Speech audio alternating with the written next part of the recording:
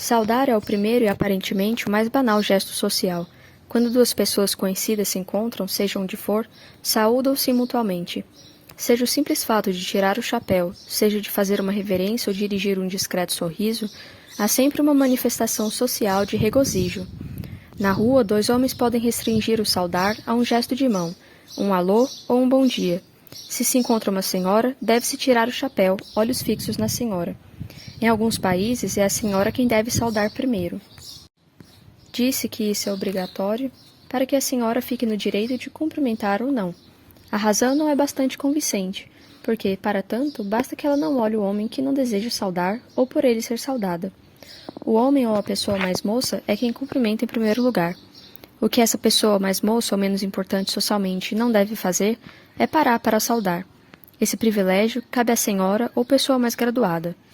Se o encontro se der estando ambos parados, o homem recebe a mão que lhe é estendida e conserva o chapéu na mão até que a senhora o convide a cobrir-se novamente.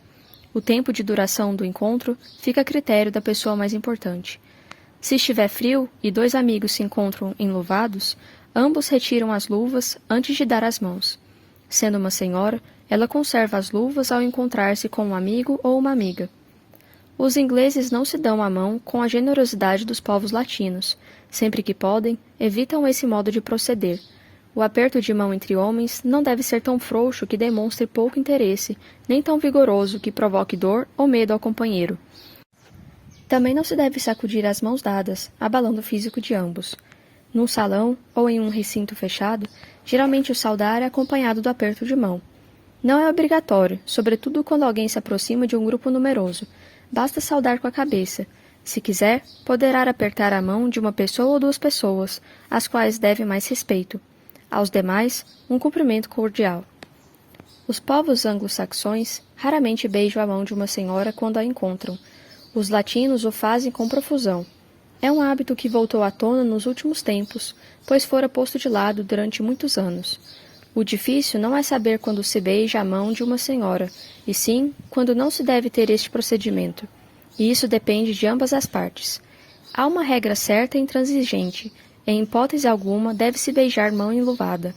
Por isso mesmo, essa atenção não se dá na rua, em uma estação de estrada de ferro ou em um campo de esporte. Beijar a mão, mesmo sem luva, de uma senhora na praia, é o que há de mais ridículo. Primeiro, pelo fato de o homem estar também de maiô. Depois, porque a mão da senhora geralmente está besuntada com óleo de bronzear e areia. Na praia, o mais aconselhável e razoável é o simples saudar, sem estender a mão. O mesmo tratamento deve ser seguido em uma casa de praia ou de campo, ou fazenda, onde não há razão para beijar mão. Assim, um anfitrião ou um hóspede nunca beijará, seja onde for, a mão de uma convidada, estando ela de roupão de dormir ou qualquer um desses trajes. Ficando sobrando o beijamão em uma sala, se a senhora acaba de entrar e não teve tempo de retirar as luvas, o beijo é proibido. Se teve tempo e não o fez, também o beijo é condenado. A senhora deve saber que, entrando em um salão, vai cumprimentar e ser cumprimentada. Deve, portanto, assim que lhe for possível, retirar as luvas, ou ao menos, a da mão direita. O homem bem-educado nunca toma a mão enluvada de uma senhora, levantando com o polegar a luva para beijar-lhe o pulso. Aliás, em caso de dúvida, uma senhora deve sempre retirar a luva. Sem a luva, nunca haverá gafe, e com ela, frequentemente acontece tal coisa. O beijamão é uma atitude respeitosa e delicada. O homem não deve ficar reto e levar a mão até os seus lábios, lá em cima.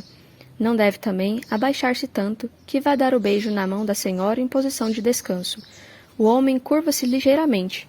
O meio termo é o indicado. O beijo não deve ser longo demais nem babado. Não deve provocar ruído e deve ser dado ou não.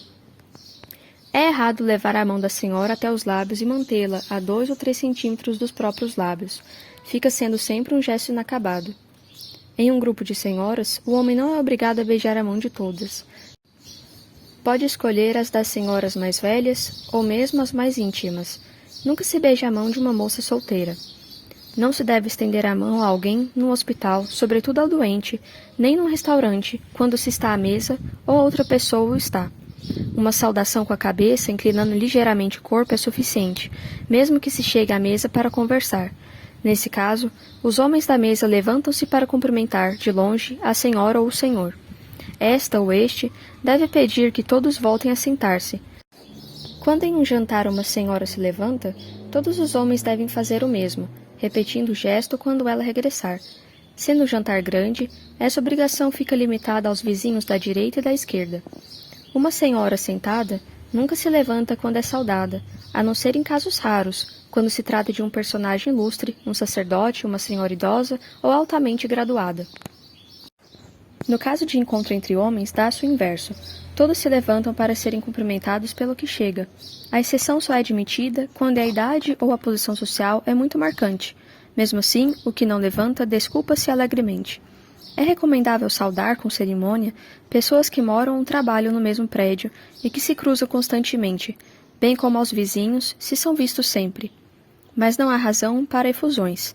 Se estiver num grupo em que os amigos conhecem as pessoas de outro grupo, deve-se inclinar o corpo e saudar também essas pessoas, sem que isso obrigue a mais atenções e a cumprimentos na próxima vez, pois há uma deferência aos amigos que estão deste grupo e não aquelas pessoas. Enfim, em caso de dúvida, o saudar é aconselhável, sendo feito de maneira formal, mesmo porque, na agitação da vida moderna, nem sempre a gente tem memória suficiente para reconhecer todas as pessoas que nos foram anteriormente apresentadas. E mais vale um gesto amável do que um procedimento áspero. No simples saudar, há uma mensagem de boa vontade para com o próximo. Fazê-lo com cordialidade é sempre agradável para ambos. Evitando os exageros, saudar com alegria é um hábito que contagia e a pessoa contagiada sente-se contente em poder responder, também com afabilidade, ao cumprimento recebido.